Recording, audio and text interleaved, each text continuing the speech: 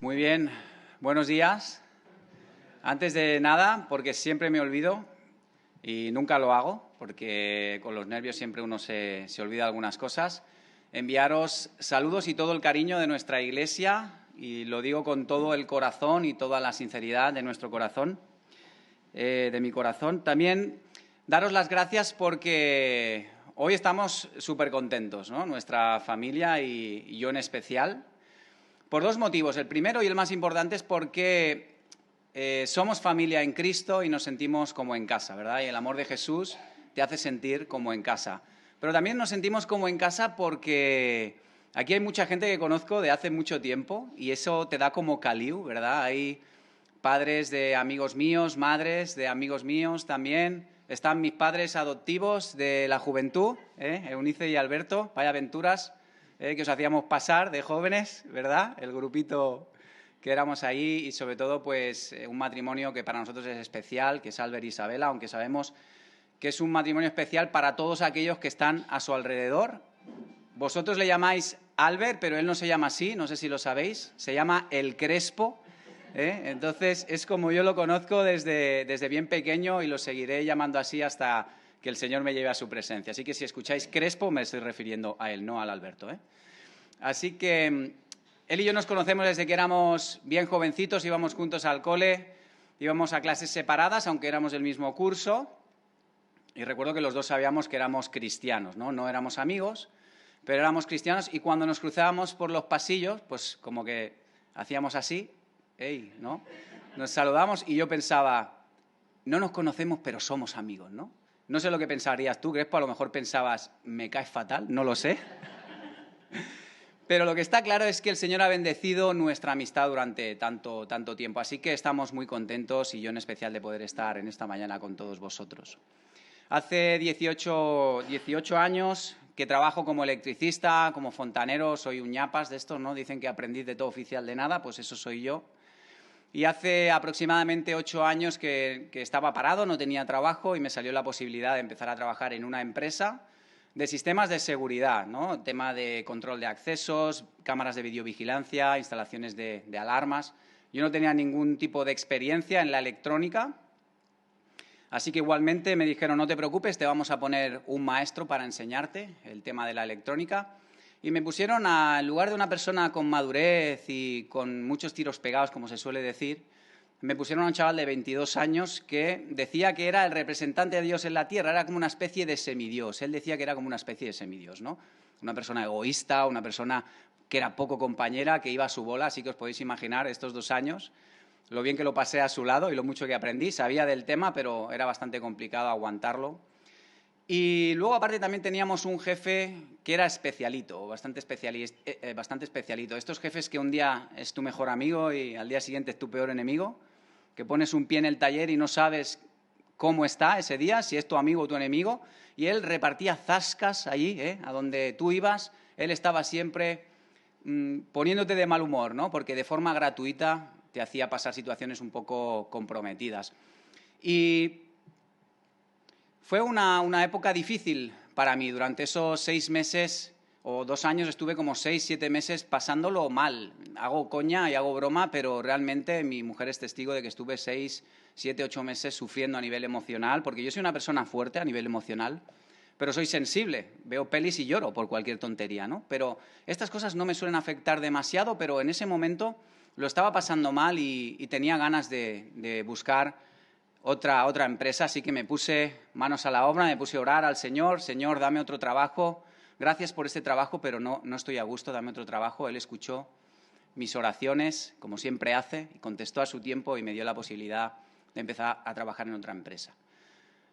Podía trabajar de forma inmediata, pero yo les dije que tenía que darle los 15 días a mi jefe. Entonces, lo curioso es que mi jefe justo el día de antes había cogido vacaciones, ¿no? Así que os imagináis, yo tenía que llamarlo en época de vacaciones, a un hombre que era un poco bipolar, no sabías cómo te iba a contestar, si iba a ser tu amigo o tu enemigo, y estaba súper nervioso. Tenía esa sensación de miedete, que te entra en el cuerpo cuando tienes que decirle algo a alguien que no le va a gustar.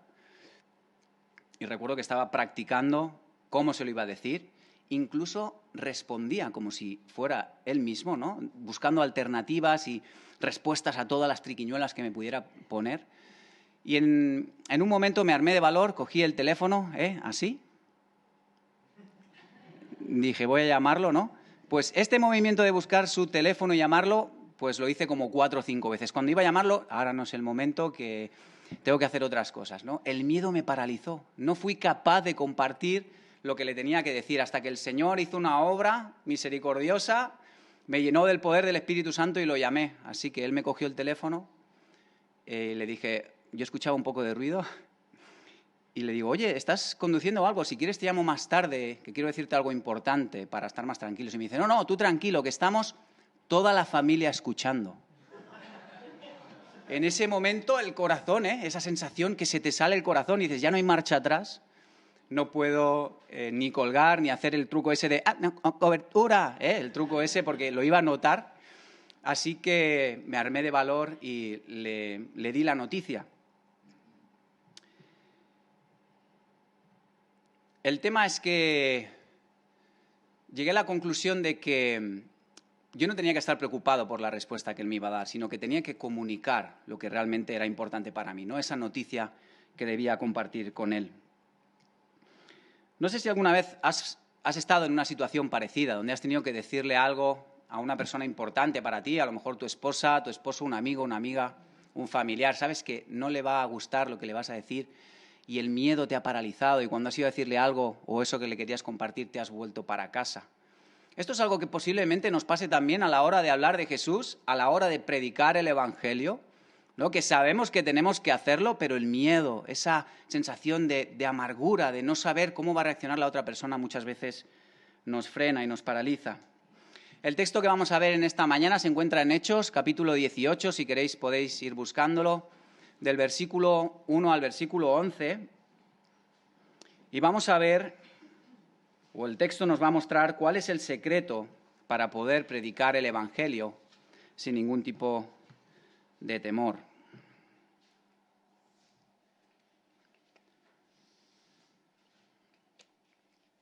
Dice el versículo 1 del capítulo 18 de Hechos: Después de esto, Pablo salió de Atenas y fue a Corinto, y se encontró con un judío que se llamaba Aquila, natural del Ponto, quien acababa de llegar de Italia con Priscila, su mujer, pues Claudio había ordenado a todos los judíos que salieran de Roma. Fue a ellos y como él era del mismo oficio, se quedó con ellos y trabajaban juntos, pues el oficio de ellos era hacer tiendas. Y discutía en la sinagoga todos los días de reposo y trataba de persuadir a judíos y a griegos. Cuando Silas y Timoteo descendieron de Macedonia, Pablo se dedicaba por completo a la predicación de la palabra, testificando solemnemente a los judíos que Jesús era el Cristo. Pero cuando ellos se le opusieron y blasfemaron, él sacudió sus ropas y les dijo: «Vuestra sangre sea sobre vuestras cabezas. Yo soy limpio, desde ahora me iré a los gentiles». Y partiendo de allí se fue a la casa de un hombre llamado Ticio Justo, que adoraba a Dios, cuya casa estaba junto a la sinagoga. Y Crispo, el oficial de la sinagoga, creyó en el Señor con toda su casa, y muchos de los corintios al oír creían y eran bautizados.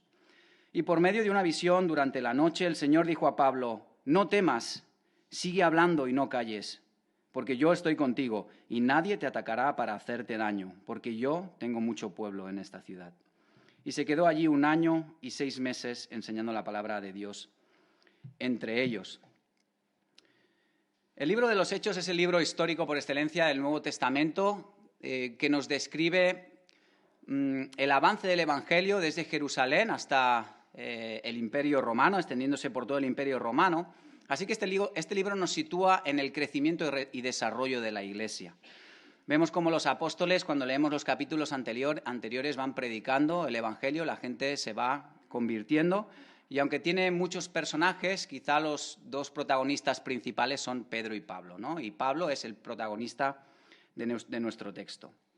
Sabemos todos que Pablo era perseguidor de los cristianos, pero en un momento concreto de su vida, de camino a Damasco, tiene un encuentro con Jesús y él se convierte. Y es a partir de ahí que empieza la aventura para él, ¿verdad? Él llega a hacer diferentes viajes misioneros y este texto se encuentra al final de su segundo viaje. Él predicaba sobre quién era Jesús y la Biblia dice que la gente se convertía y eran bautizados, pero también la Biblia nos habla de la oposición que él recibía. Muchas veces Pablo tenía que salir corriendo, ¿no?, por miedo a lo que le podían hacer los judíos. Y en este contexto Pablo llega a Corinto y lo hace solo, Silas le acompañaba, pero se quedó con Timoteo en Tesalónica. El versículo 1 dice que después de todo esto Pablo salió de Atenas y fue a Corinto. Corinto era el principal centro político y comercial de Grecia y era una ciudad importante. Estaba situada estratégicamente para el comercio y todo el comercio de Grecia de norte a sur pues pasaba por la ciudad de Corinto. Pero también era una ciudad que tenía mala reputación. No sé si lo sabéis o lo recordáis, ¿no? Allí estaba el templo de Afrodita, que era un templo donde se practicaban rituales sexuales constantemente. Tenían como 1000 sacerdotisas que se dedicaban a esto. Para dato curioso, en el griego clásico, actuar como un corintio significaba practicar la fornicación, y cuando se hacía referencia a una acompañante corintia, se estaba haciendo referencia a una prostituta. Así que este era el nivel, ¿no?, de la ciudad de Corinto. Y Pablo llega a esa ciudad, tiene trabajo allí, ¿verdad?, pero acepta el reto que Dios le pone. Seguimos leyendo el versículo 2 y dice, y se encontró con un judío que se llamaba Aquila, natural del Ponto, quien acababa de llegar de Italia con Priscila, su mujer, pues Claudio había ordenado a todos los judíos que salieran de Roma. Fue a ellos y como él era del mismo oficio, se quedó con ellos y trabajaban juntos. Claudio aparece como una persona prudente y honrada al principio como colega, ¿no?, de los judíos, o al menos estaba a favor de los judíos, pero después cambia de idea y los expulsa de Roma. El historiador romano, Suetonio, escribió que Claudio desterró a los judíos de Roma porque provocaban alborotos continuamente a instigación de Cresto, que no es Crespo, Cresto. Una posible interpretación de esto hace referencia a que a lo mejor Suetonio, 70 años después, a la hora de escribir el nombre, quizás se refería a Cristo, ¿no?, y se equivocó por los años que había pasado, porque parece que la expulsión tuvo que ver con la disensión entre los judíos, porque había empezado a entrar el cristianismo dentro de algunas sinagogas, ¿no? Entonces esa es una posible explicación. Así que Claudio, el emperador romano, en aquel momento decidió expulsar a los judíos de Roma porque decía que generaban mucho alboroto y eso era algo que no le gustaba a los romanos.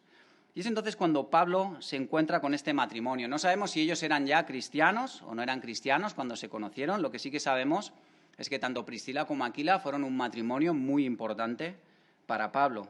En Primera de Corintios, en Romanos 16, 3, 4, que me equivocaba de cita, Romanos 16, 3, 4, dice Pablo, saludad a Priscila y a Aquila, mis colaboradores en Cristo Jesús, los cuales expusieron su vida por mí, a quienes no solo yo doy gracias, sino también todas las iglesias de los gentiles. Hay otros versículos que también hablan de lo importante que fueron Priscila y Aquila para Pablo.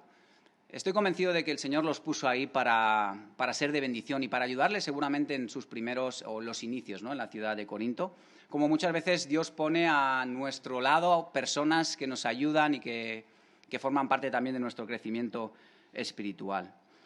Y es a partir de aquí que me gustaría destacar 3 puntos o compartir 3 puntos que para mí son importantes y que tienen que ver con la actitud de Pablo. El primero es que a pesar de estar cansado físicamente, Pablo no tiró la toalla. El texto no lo dice, ¿no? No dice que estaba cansado físicamente. ¿Cómo podemos llegar a esa conclusión? Pablo escribe a los corintios desde Éfeso en su 3er viaje misionero y les dice en 1 Corintios 2, 1 y 3, sobre todo el versículo 3. Dice, cuando fui a vosotros, habla a los corintios, hermanos, proclamándose el testimonio de Dios, no fui con superioridad de palabra o de sabiduría, pues nada me propuse saber entre vosotros excepto a Jesucristo y este crucificado. Y estuve entre vosotros con debilidad y con mucho temor y temblor. Y quizá me gustaría centrarme más en el primer aspecto de este último versículo, ¿no?, en debilidad. Es posible que esta debilidad se refiera a una debilidad espiritual o emocional. Es posible que Pablo en algún momento experimentara, ¿no?, esa debilidad espiritual o emocional, pero yo personalmente creo que se refiere a una debilidad física. porque estoy convencido de que Pablo estaba motivado espiritualmente. Nosotros, como cristianos, uno de los momentos quizá más increíbles que podemos vivir es cuando vemos que una persona se arrepiente, ¿no? Y entrega su vida a Cristo. Y si encima le hemos entregado un folleto, hemos compartido un versículo, le hemos predicado el Evangelio, hemos tenido una relación de amistad con esa persona. El subidón es brutal, ¿no? Porque además sientes que el Señor ha podido utilizarte, ¿no? En ese proceso, no como salvadores para nada, ¿no? Pero forma parte también del gozo de los cristianos, ¿no? Ver cómo otras personas aceptan el mensaje del Evangelio. Por eso yo creo que Pablo estaba motivado espiritualmente. Él iba predicando el Evangelio allí donde iba, la gente se iba convirtiendo, la gente se iba bautizando, así que yo creo que él estaba fortalecido, ¿no? Porque veía que el esfuerzo que estaba haciendo por el Señor Jesús estaba valiendo la pena, ¿verdad? Debemos recordar que Pablo había recorrido ya muchos kilómetros en este segundo viaje misionero. Si leemos los capítulos anteriores, pasa una buena odisea ahí él, ¿verdad? Y las pasa canutas porque le pasan un montón de cosas. Había experimentado situaciones críticas a nivel físico. Él fue apedreado y estuvo a punto de morir. Fue azotado, fue encarcelado, incluso tuvo que salir corriendo en muchas ocasiones como consecuencia de la persecución de los judíos. Así que podemos llegar a la conclusión de que Pablo estaba cansado físicamente. El hecho de que trabajaran juntos con este matrimonio, pues también nos puede hacer pensar que ese tiempo fue clave para su recuperación y para animar a Pablo a cuidar de su salud física y también de su salud emocional. Yo, aunque estaban trabajando allí, yo soy una persona que me relaciono mucho con la gente. Me gusta mucho, soy mucho de dar abracitos. En el COVID lo pasé fatal, ¿no? Y me gusta mucho relacionarme con la gente y sé que en ese momento uno experimenta gozo, ¿no? Experimenta la bondad del Señor, la compasión del Señor, al compartir la palabra, al escuchar un consejo. Creo que este matrimonio fue clave también para la vida de Pablo y para sus inicios. ¿Cuántas veces el Señor ha puesto a personas, ¿verdad?, a nuestro alrededor, que nos consuelan, que nos animan, que nos cuidan, que nos protegen, que nos retan? Así que creo que fue clave el matrimonio para la vida de Pablo. Seguimos en el versículo 4. Leemos: y discutía en la sinagoga todos los días de reposo y trataba de persuadir a judíos y a griegos. Las sinagogas de la diáspora fueron el primer lugar de encuentro para predicar el Evangelio. La diáspora fue el grupo de judíos que se extendieron por el territorio después de haber sido expulsados de Jerusalén, y ellos iban construyendo sinagogas allí donde podían y se iban convirtiendo y ayudando también en la obra misionera. Las sinagogas de la diáspora fueron muy importantes para la expansión del Evangelio. Llegaron a ser una red de comunicación muy importante. Es donde los gentiles también conocían el Evangelio y era quizá el lugar prioritario para Pablo, ¿no? Vemos como Pablo siempre iba los días de reposo a las sinagogas a predicar la palabra. Así que fueron una importante red de comunicación y relación que facilitó la expansión del Evangelio. Vemos que había judíos y también hay griegos, ¿verdad? El versículo 4 es lo que dice. Y los griegos que estaban en la sinagoga eran gentiles temerosos de Dios. Y la expresión temeroso de Dios era una expresión que usaban los judíos para definir a esos gentiles que habían dejado de lado su manera pagana de vivir y ahora tenían ese deseo y ese anhelo de adorar a Dios y tenían ese deseo de poder conocer mejor al Dios de la Biblia. Estos son los gentiles, ¿no? Estos son los griegos, perdón, ¿no? Gentiles temerosos de Dios. El versículo 5 sigue diciendo: cuando Silas y Timoteo descendieron de Macedonia, Pablo se dedicaba por completo a la predicación de la palabra, testificando solemnemente a judíos que Jesús era el Cristo. Pablo recibía ofrendas de diferentes iglesias, de las iglesias de Macedonia. Esto lo podemos leer en 2 de Corintios, capítulo 8.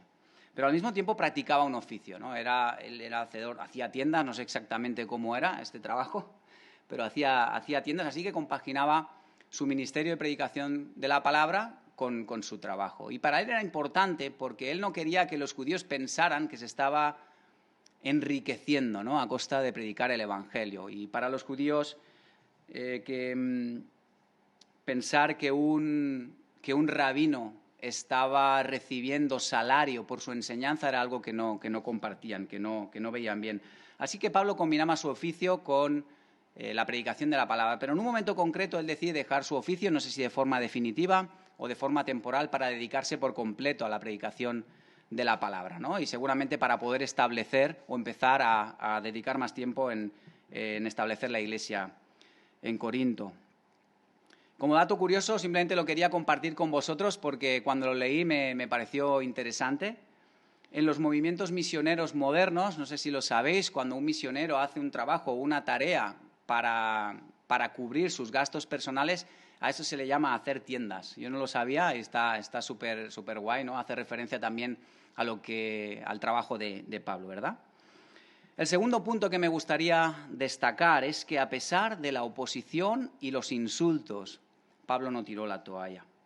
Como leíamos en el versículo 4 y comentaba, ahora la prioridad de Pablo era ir a las sinagogas para predicar el Evangelio, para predicar la palabra, primeramente a judíos, pero luego también a griegos, aquellos que tenían el deseo de buscar a Dios. Y lo hacía con el propósito de mostrarles cuál era el camino correcto, ¿no? Para que supieran de qué manera se podían acercar a Dios a través de Jesús. Pero una vez más vemos que él es rechazado, una vez más vemos que él es insultado por los judíos que escuchaban en las sinagogas. El versículo 6 dice, pero cuando ellos se le opusieron y blasfemaron, él sacudió sus ropas y les dijo, vuestra sangre sea sobre vuestras cabezas, y yo soy limpio, desde ahora me iré a los gentiles. Sacudir las ropas es un acto similar al que leemos en los evangelios, ¿no? De sacudirse el polvo de los pies. En Lucas 10:11 leemos, aun el polvo de vuestra ciudad, que se ha pegado a nuestros pies, lo sacudimos contra vosotros. Entre los judíos no había palabras más fuertes que este acto para protestar contra la conducta del otro. Era común para los judíos sacudir el polvo cuando llegaban de una ciudad gentil, ¿no? Como desprecio hacia ellos. Así que Pablo de alguna manera estaba expresando esto mismo, ¿no? Estaba expresando este sentimiento quizá de repudia a su manera de haberlo rechazado, ¿no? Y de haber rechazado el mensaje del Evangelio.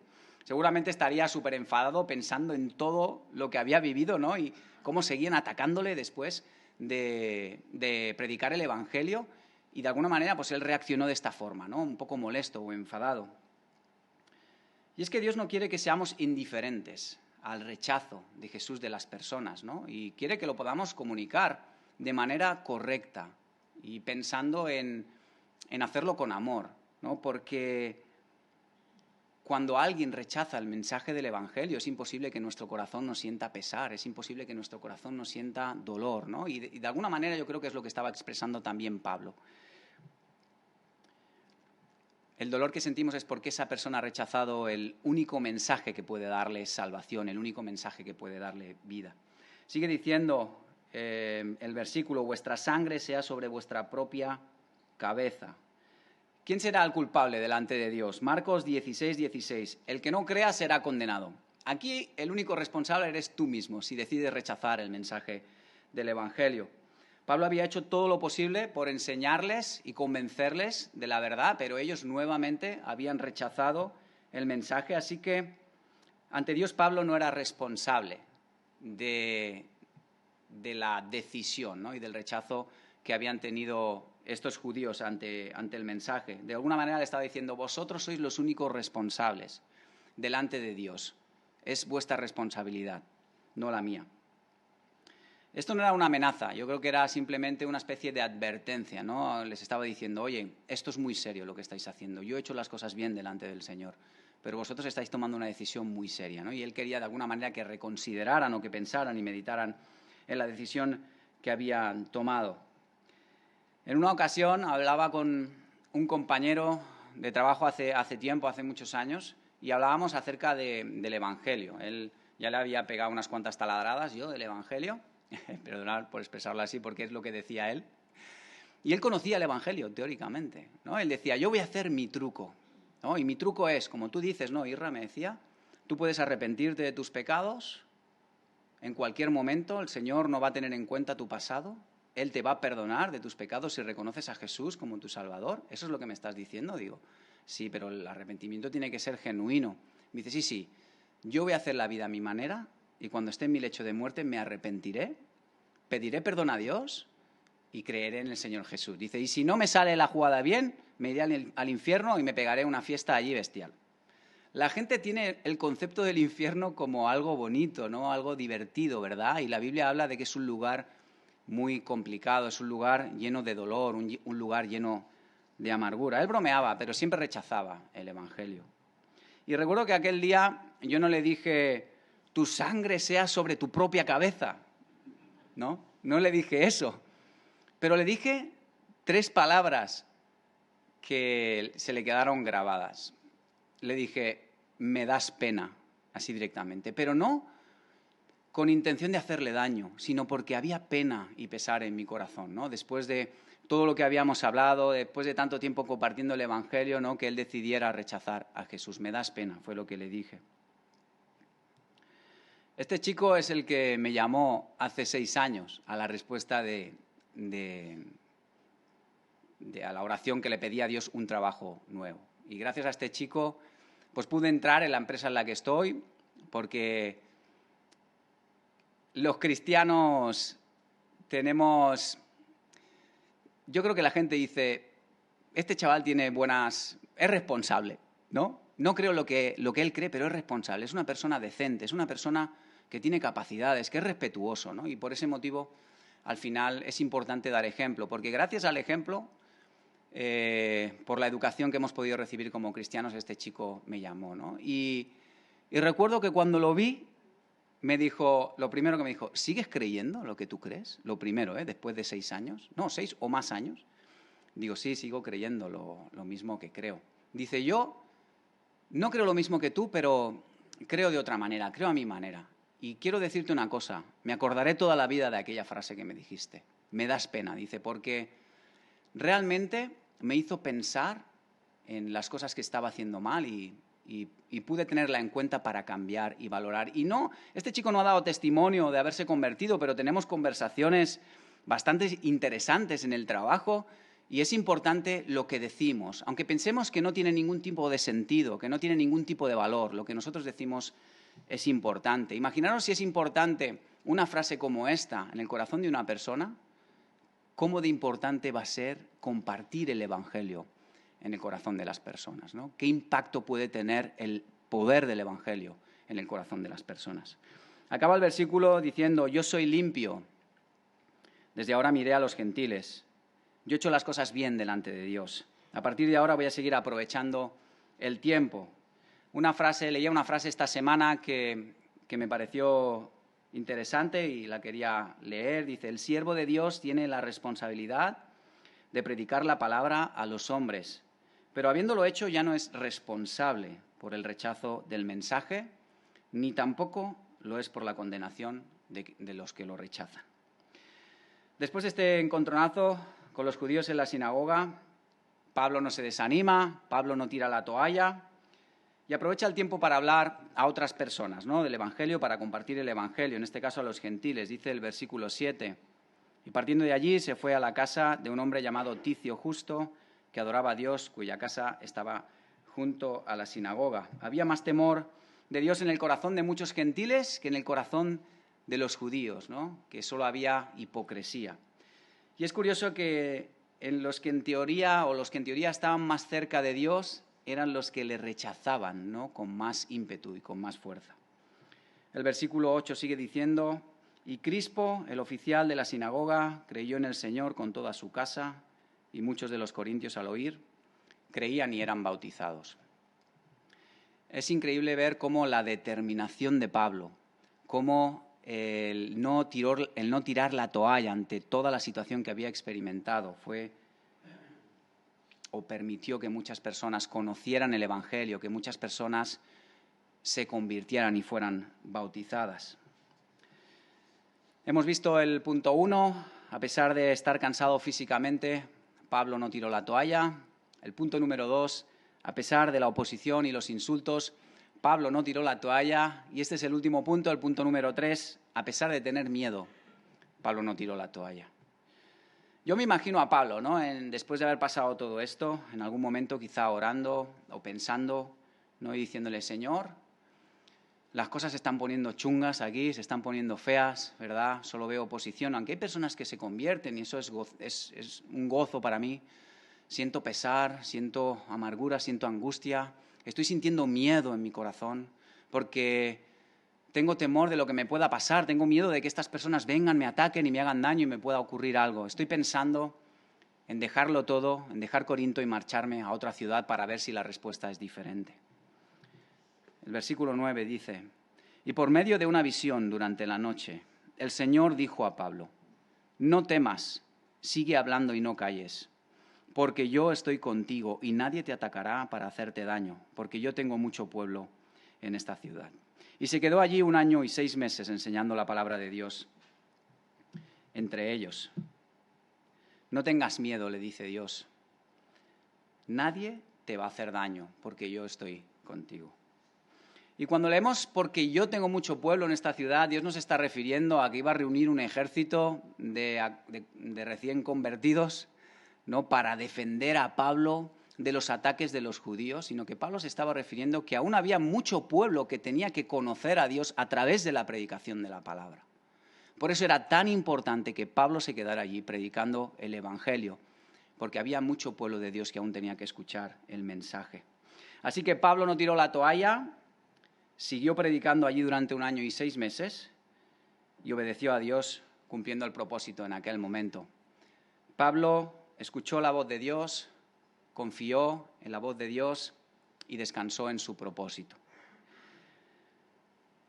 Nuestros hijos, no voy a decir el nombre de quién de los dos es, porque está Pablo el mayor ahí, pero a veces tienen miedo. Tengo que decir que yo también, de pequeño tenía miedo. Cuando me iba a la cama a dormir tenía bastante miedo y siempre tenía que dejar alguna lucecita encendida. Entonces a veces vas a la habitación, uno está durmiendo y el otro está así. Entonces te mira así con los ojos súper abiertos y te dice, papá, que avui no sé si podré dormir porque he visto un vídeo sin querer y de miedo y a veces, aunque nosotros filtramos lo que ven nuestros hijos, hay algunos vídeos que se pueden ir colocando por ahí, ¿no? Con los amigos, a veces con YouTube, porque ellos solo consumen eso, YouTube, y a veces ven cosas que no deben.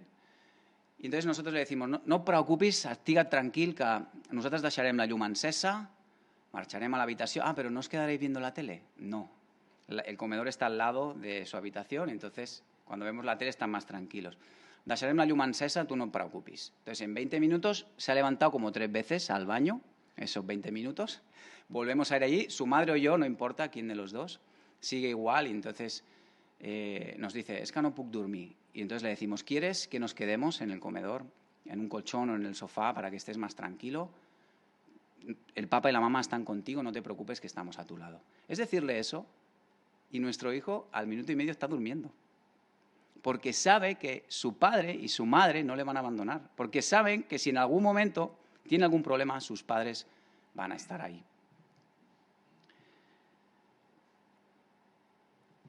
Cuando escuchamos la voz de Dios, cuando Él nos dice, no temas porque yo estoy contigo, tenemos que tener esa misma convicción y saber que Él está con nosotros independientemente de cuál sea nuestra situación. Cuando le necesitemos, el Señor nos dice que está con nosotros. Y si nosotros, siendo padres imperfectos, ¿no?, podemos generar esa confianza en nuestros hijos y son capaces de descansar ante una situación de temor, ¿cuánto más nosotros podemos descansar ante la promesa del Dios eterno y de la Biblia cuando nos dice no temas porque yo estoy contigo?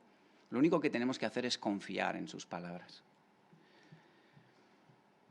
El miedo no debe ser una excusa a la hora de predicar el Evangelio, porque Él nos dice, no temas, sigue hablando y no calles, porque yo estoy contigo. Y lo que acostumbro a hacer normalmente cuando comparto un trocito de la Biblia es resumir toda la predicación con una frase. Es decir, que si no has pillado mucho de lo otro, no pasa nada. Si te llevas esta frase para tu casa, con la intención de que puedas meditar en ella, que puedas pensar, que puedas orar en lo que dice, yo ya estaré contento porque intenta resumir la idea principal del mensaje de esta mañana. Y la frase dice, no tires la toalla al hablar de Jesús, no tires la toalla al predicar el Evangelio, porque el Señor está contigo. Si lo haces, le honrarás y ayudarás a salvar vidas. Te la vuelvo a repetir. No tires la toalla al hablar de Jesús, no tires la toalla al predicar el Evangelio, porque el Señor está contigo. Si lo haces, le honrarás y ayudarás a salvar vidas. Esta sociedad está totalmente perdida, está apartada de Dios, le ha dado la espalda por completo a Dios. Es una sociedad que vive en sus propios deseos, que quieren cumplirlos de forma egoísta y de forma inmediata. Una sociedad como la de Corinto, que vive constantemente en un estado de inmoralidad total. Una sociedad como la que Pablo se encontró en esta ciudad. Y para este problema tan grave solo hay una solución, y es la predicación del Evangelio, es el mensaje del Evangelio, es el poder del Evangelio.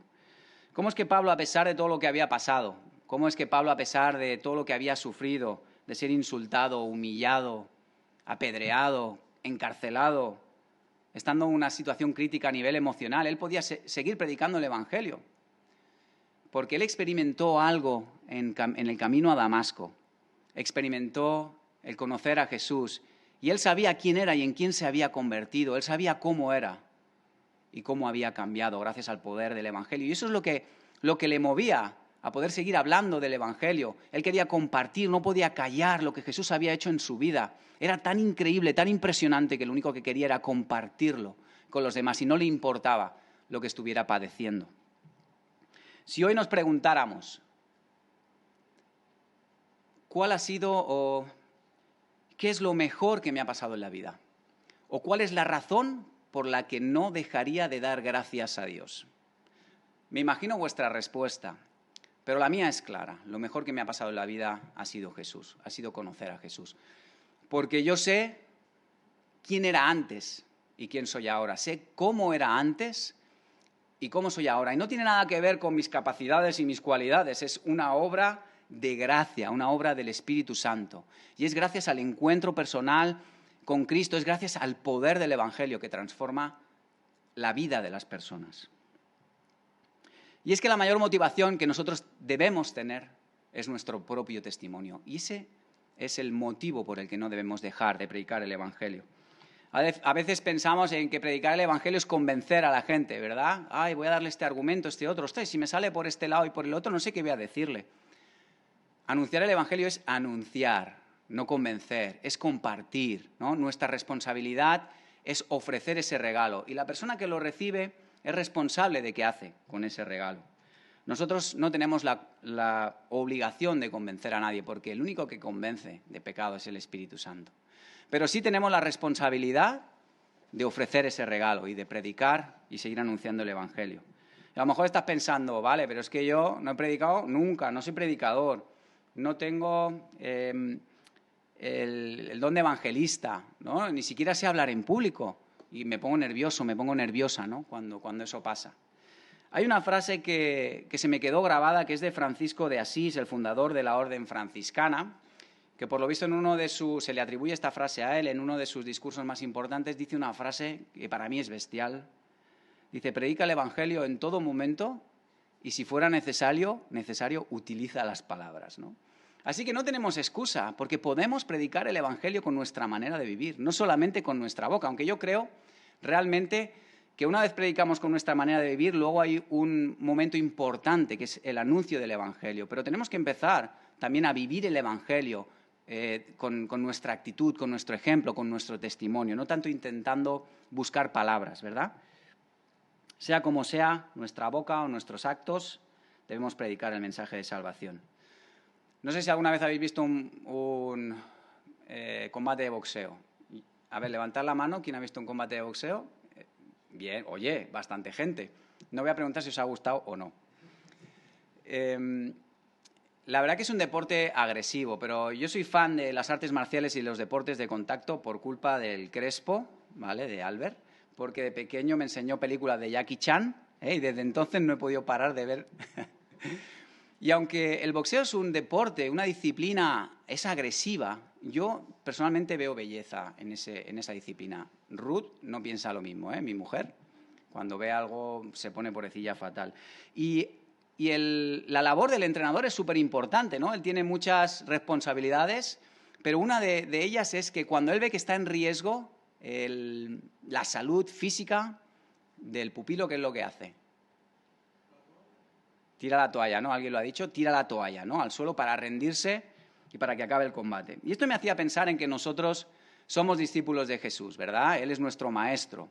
Y de alguna manera también es nuestro entrenador espiritual. La diferencia es que cuando nosotros hemos estado en una situación crítica, donde ya no hay más salida para nosotros porque el pecado nos aplasta, porque el pecado nos separa de Dios, cuando ya no había ninguna alternativa por nosotros, en lugar de tirar la toalla, lo que hizo fue sacrificarse por nosotros. Cuando leemos en la Biblia que está en el huerto de Getsemaní, se acerca o se dirige al Padre, dice la Biblia que él sudaba como gotas de sangre, no era como estaba padeciendo tanto porque sabía que la comunión con su Padre se iba a romper como consecuencia de nuestro pecado. Y le dice, Padre, pase de mí esta copa, Padre, no quiero que esto ocurra, pero no se haga mi voluntad, sino la tuya. Él se sacrificó por cada uno de nosotros, no tiró la toalla a pesar de estar en una situación crítica, a pesar de estar en una situación de muerte. Puede que haya días que pienses en tirar la toalla. Voy a sacar esto. Es una toalla, no tenía blanca. Puede que pienses algún día en tirar la toalla, ¿no? Porque estés cansado o cansada, frustrado o frustrada de ver que la gente no responde como a nosotros nos gustaría, ¿verdad? El mensaje del Evangelio. Incluso puede que llegue el momento en el que sintamos o sientas temor a la hora de hablar de Jesús, porque ahora hay leyes que van en contra de la palabra de Dios. Y sientas miedo, ¿no? A la hora de poder hablar acerca de Jesús. Y estés pensando en tirar la toalla. Recuerda que Jesús no la tiró por ti. Recuerda el ejemplo de Pablo, pero sobre todo recuerda el mensaje de Jesús. Y si se te pasa por la cabeza, en lugar de tirarla, ante ese cansancio, ante esa situación crítica, sécate el sudor de la frente. Si fuera necesario, sécate también las lágrimas, te ciñes la toalla al cuello y sigues predicando el Evangelio. Porque vale la pena, por Cristo, porque Él lo ha hecho todo por nosotros. Así que no tiremos la toalla y sigamos predicando el Evangelio. Así que te animo a que puedas ser intencional en esto, durante esta semana, durante estas semanas, durante estos meses, que busques y encuentres momentos para predicar el Evangelio. Seguro que todos nosotros conocemos personas a las que le hemos predicado el Evangelio en muchas ocasiones y lo han rechazado. No importa, podemos intentarlo, podemos acercarnos a otras personas, porque Dios aún tiene mucho pueblo en esta ciudad que necesita conocerle, que necesita escuchar el Evangelio. Y a veces pensamos que el Evangelio no tiene suficiente poder, pero hemos visto, y lo vemos en la historia de la Biblia, además es el punto central de la Biblia, que es lo más importante. Y debemos confiar en que el que hace la obra es el Espíritu Santo. He titulado esta predicación No tires la toalla, porque yo, en mayúsculas, haciendo referencia a Dios, estoy contigo. Y es que saber que Dios está con nosotros, que nunca nos va a dejar y que nos ha sacado de nuestra propia ciudad de Corinto es lo que nos debe animar a seguir predicando la palabra de Dios, a seguir predicando el Evangelio. Josué 1:9 dice, sé fuerte y valiente, es un versículo que conocemos.